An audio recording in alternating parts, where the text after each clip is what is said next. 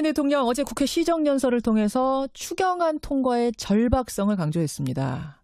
일자리란 단어가요, 44번 나왔습니다. 예. 하지만 야권의 반응은 냉랭하죠. 처리 과정이 순탄치가 않아 보입니다. 게다가 어제 강경화, 김상조, 김희수 후보자 청문보고서 채택 무산됐습니다. 모두 무산됐습니다. 이래저래 꼬여있는 상황. 오늘 이 문제는 국민의당 박지원 전 대표 연결을 좀 해서 고민해보죠. 박지원 전 대표님 안녕하세요. 안녕하세요. 박지원입니다. 어제 대통령 시정연설 뒤에 문 대통령하고 박지원 전 대표하고 악수하는 모습이 화제였어요. 네. 오랜만에 하신 거죠? 지난번에 대통령 당선되시고 제 방을 방문해서 한번 만나 뵙고 예. 두 번째입니다. 어떻게 좀 온기가 전해지든가요? 어떻게 느끼셨어요? 손 딱 잡을 때. 아무래도 대통령께서 국회의석으로 일부러 찾아와서 예. 하시는 악수이기 때문에 또 반갑고 요즘 잘하고 계셔서 더 좋았습니다. 그러셨어요. 어제 이제 시정연설, 일자리 추경을 위해 도와주십시오. 이런 호소였는데. 박지원 의원께서는 연설 듣고 마음을 좀 정하셨습니까? 추경에 대해선? 일자리, 특히 청년 실업 문제나 노인 복지에 대해서 추경을 편성했기 때문에 당연히 도와드려야죠. 그렇지만은 거기에 과연 공무원 숫자를 늘려서, 즉 공공일자리를 늘려서 일자리 문제를 해결하겠다라고 하는 데는 우리 당내에서나 저 개인적으로도 그것은 아니다. 이런 생각을 가지고 있습니다. 사실은 요 사이에 박지원 의원께서 계속 문재인 대통령 잘한다만 하셔서 추경에 대해서도 적극적으로 동의하실 줄 알았는데 추경에 대해서는 좀 부정적이시네요. 제가 잘한다고만 한 게 아니라 예. 못하는 것은 못한다. 이렇게 지적을 했습니다. 예. 언론에서 예. 아마 언론도 그렇게 생각하나 봐요.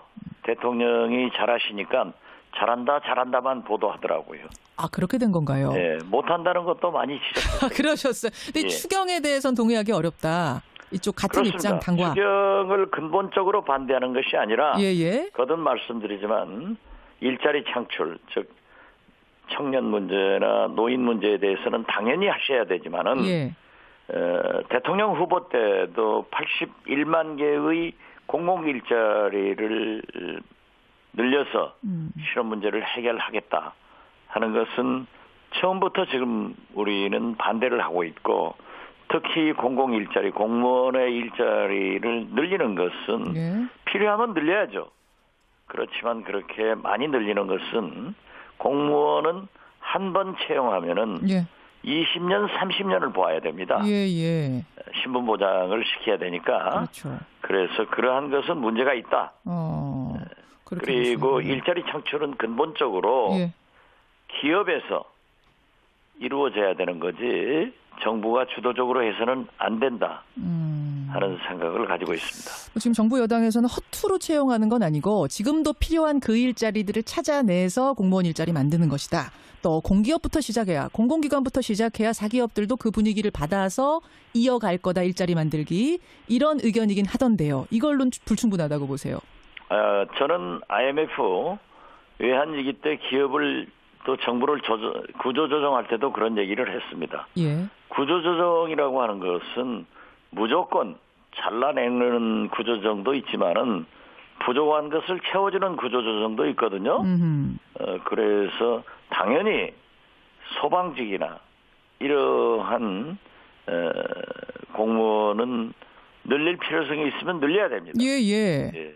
그렇기 때문에 그렇게 흑백 논리로 공무원은 안 된다. 이런 것은 아니고, 늘릴 수 있는 것은 늘려야 되지만은 예? 또 줄여야 될 것이 있으면 줄여서 근본적으로 작은 정부를 지향해야 된다. 그런 이런 말씀. 얘기를 하는 겁니다. 그러니까 지금 81만 개 이렇게 숫자를 박아놓고선 자기적으로 가지 말아라. 이런 말씀. 조금 더 효율적으로 계산을 따져보자. 차근차근하게 이런 말씀이세요. 지금 지방에 기초단체를 가면은 인구는 3만 명 내외인데 공무원 숫자는 1,000명, 2,000명으로 늘어나고 있어요. 예. 물론 사회복지사 같은 것을 채용하는 것은 바람직하지만은 그러한 문제를 근본적으로 가지고 있다 이런 얘기입니다. 알겠습니다. 이 참 추경도 지금 박지원 의원 말씀 들어보니까 쉽게 풀릴 상황이 아닌 것 같은데 게다가 인사 문제까지 겹쳤습니다. 자유한국당 저는 이미 문재인 정부가 굉장히 강하게 산들바람 불어서 나가지만은 봄단은 끝난다. 그런데 7가지 문제가 올 것이다라고 하는 중에 두 번째가 추경 문제다 이렇게 지적을 했고 이것은 비록 자유한국당은 참여를 하지 않지만 모두 3당이 지금 논의는 하고 있지만은 조금 문제가 있을 겁니다. 아니 지금 그러니까 자유한국당은 3사람 다 안 된다. 강경화, 김상조, 김희수. 국민의당은 적어도 강경화 후보자는 안 된다 이런 입장인데 박지원 전 대표께서는 셋 다 찬성 입장이셨죠. 지금도 그대로십니까? 제 개인적 생각은 변함이 없습니다. 예. 김상조, 김희수, 강경화 이 세 분들을 해줬으면 좋겠다. 하자 이런 생각이지만은 우리 국민의당 의원총회를 열어보니까 특히 청문회에 참여했던 청문위원들이 전부 반대를 하고 있어서 우리 당론으로 반대가 사실상 결정돼 가지고 그렇죠. 굉장히 어둡습니다. 지금 상황이 굉장히 애매해요. 만약 야당이 그러니까 특히 국민의당이 입장을 바꾸지 않는다면 대통령은 강경화 후보자 임명을 강행하거나 아니면 포기하거나 둘 중 하나를 선택해야 되는데 만약 강행을 할 경우에는 김희수 후보자를 버리는 꼴이 됩니다. 왜냐하면 김희수 헌재소장 후보자는 국회 인준을 꼭 받아야 되는데 국회에서 통과시켜주지 않을 가능성이 크기 때문에요. 강경화냐 김희수냐. 어떻게 해야 된다고 보세요? 어떻게 하시겠어요? 만약 박지원 전 대표가 지금 대통령 입장이시라면. 제가 하고 싶은 말씀을 우리 김현정 앵커가 해주니까 대단히 전략적으로도 정리를 잘해줘서 감사합니다. 이 예측이 맞습니까? 지금 제 예측이? 맞습니다. 맞아요. 예, 아주 정확하게 맞는데요. 저는 대통령께서 조금 더 인내하면서 설득할 필요가 있다. 만약에 강경화 장관을 그대로 임명한다고 하면은 김희수 헌법재판소장의 인준 표결에 장담하지 못합니다. 그렇기 때문에 또 앞으로 사실 제가 되게 어림짐작으로 해보니까 9월까지 대법관, 대법원장, 헌법재판관 여러 약 30여 차례의 인사청문회가 남아 있습니다. 그런데 대통령께서 이미 5대 비리에 관계되는 사람들은 임명하지 않겠다라고 국민한테 약속했단 말이에요. 그런데 지금 어제 그제 임명한 새 장관들은 더 많은 것을 걸리고 있어요. 오늘 아침 보도를 보더라도. 그런데 과연 이것을 두고 대통령은 하지 않겠다고 해놓고 이걸 가지고 계속 임명할 수 있겠는가. 그래서 저는 비록 개인적으로 강경화 장관의 임명을 찬성하지만 대통령께서 강행하면은 김희수 헌법재판소장의 본회의 인준 표결이 부결로 유도될 것이고 앞으로 계속 인사청문회에서 협치는 찾아볼 수 없다 하는 말씀을 드립니다. 아니 근데 설득을 지금 안 한 게 아니잖아요. 정부 여당이 다 나서서 정무수석도 그렇고 물밑으로 굉장히 노력을 해서 소통을 하고 있는 걸로 아는데 자유한국당은 꼼짝 안 하는 거 아닙니까? 국민의당도 뭐 마찬가지고요. 국민의당도 마찬가지가 아니라 그러한 것을 모색을 하고 있기 때문에 저는 좀 더 노력할 필요가 있다. 또 사실 지금 대통령께서나 민주당에서는 국회 선진화법 이전의 국회와 국회 선진화법 이후의 국회가 다릅니다. 그리고 특히 문재인 대통령은 과반수 의석도 가지고 있지 않은 취약한 정권입니다. 그렇죠. 마치 지금 120석 300명 국회의원 중 120석을 확보한 민주당의 대통령이 220석을 가진 대통령으로 생각을 하면은 안 된다 이겁니다. 그러면은 박지원 전 대표님, 제가 정리를 다시 한번 해보자면 강경화, 물론 지금 개인적으로는 세 사람 다 좀 했으면 좋겠다라는 의견 가지고 계시지만 야당이 이렇게 반대하는 상황에서 강경화 후보자 강행은 말리시는 거예요. 그렇습니다. 설득할 때까지 최대한 설득해라 이 말씀이세요? 그렇죠. 냉각기도 좀 갖고 예. 더 설득을 하면은 예. 가능성이 있을 건데 마치 120석 가진 대통령이 예. 220석 확보한 대통령처럼 임명을 강행하면은 어떻게 되겠냐 이거죠. 줄줄이 30명 인사청문회가 다 문제가 될 거다. 앞으로 험난해질 거다. 그렇지 않습니까? 만약 강경화 장관을 임명하면은 그것이 기준 스탠다드가 된단 말이에요. 그러면 다 강경화는 됐는데 왜 이건 안 되느냐? 안 되느냐? 또 지금 현재 5명 어제 그제 발표한 인사들만 보더라도 이분들은 감동도 없고 스토리도 없어요. 거기에 대해서는 또 혹평을 하시네요. 김상조 공정거래위원장이나 강경화 외교부 장관 후보자 같은 분은 감동도 있고 스토리도 있거든요. 그런데 청문 과정에서 이러한 것이 나타나니까 지금 상당히 어려움이 있는데 더 많은 논문 표절과 더 많은 잘못이 있는 그러한 분들을 계속 임명해놓고 해주라 하는 것은 설득력이 없어지는 거예요. 알겠어. 그러면요, 저 박지원 전 대표님, 대통령이 어떻게 설득을 해야 이게 설득이 될까? 지금 최대한 설득을 하라라고 하셨는데 얼마나 더 해야 되고 어떤 방식으로 해야 됩니까? 그걸 제가 잘 알면 대통령이죠.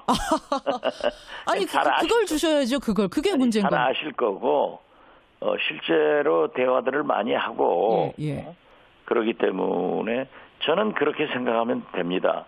대통령께서 박근혜 대통령 탄핵 이후 우리 국민들이 요구하는 시대 정신은 새로운 대한민국, 국가 대개혁을 바라고 있습니다.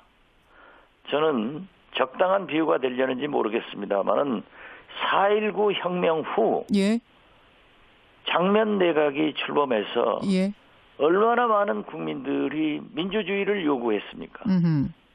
이때 장면 내각이 잘못 핸들링 해가지고 5.16을 가져왔습니다.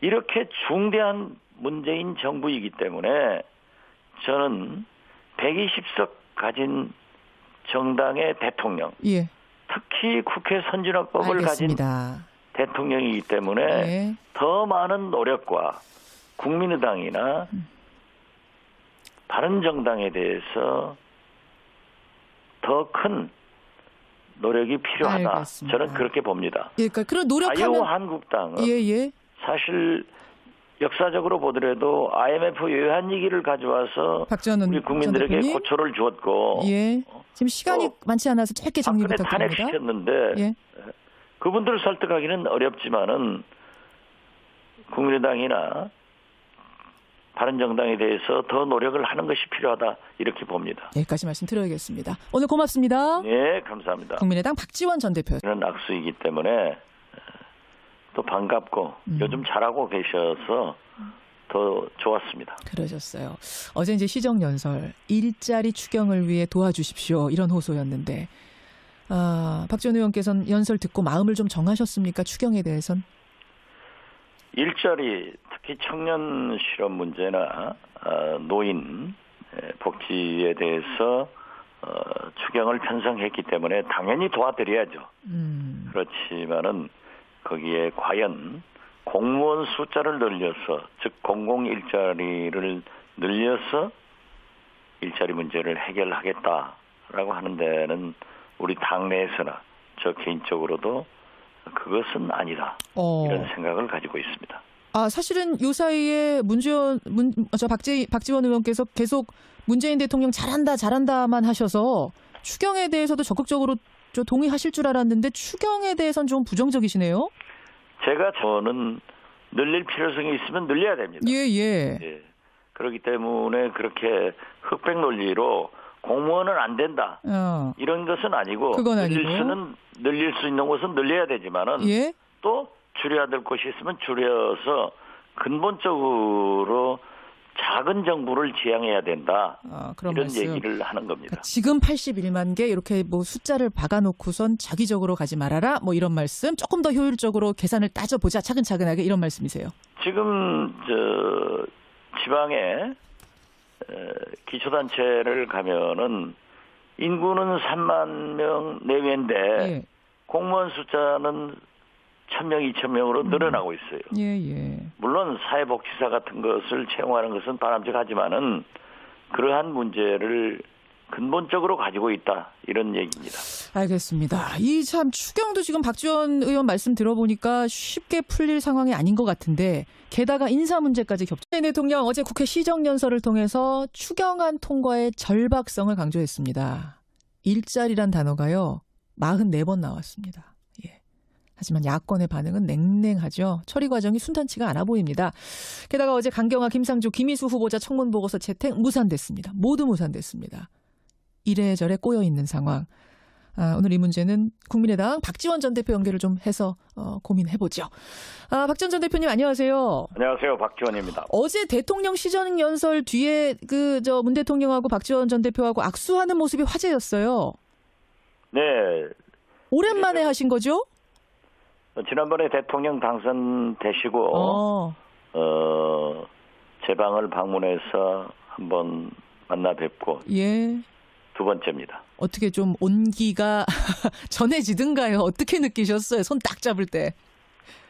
아무래도 뭐 대통령께서 국회의석으로 일부러 찾아와서 예. 잘한다고만 한 게 아니라 예. 못하는 것은 못한다. 이렇게 지적을 했습니다. 예. 언론에서 예. 아마 언론도 그렇게 생각하나 봐요. 대통령이 잘하시니까 잘한다만 보도하더라고요. 그렇게 된 건가요? 네, 못한다는 것도 많이 지적했어요. 그러셨어요. 근데 예. 추경에 대해서는 동의하기 어렵다. 이쪽 같은 그렇습니다. 입장 당과. 추경을 근본적으로 반대하는 것이 아니라 예. 거듭 말씀드리지만 일자리 창출, 즉 청년 문제나 노인 문제에 대해서는 당연히 하셔야 되지만은 예. 대통령 후보 때도 81만 개의 공공 일자리를 늘려서 실업 문제를 해결하겠다 하는 것은 처음부터 지금 우리는 반대를 하고 있고 특히 공공 일자리, 공무원의 일자리를 늘리는 것은 예. 필요하면 늘려야죠.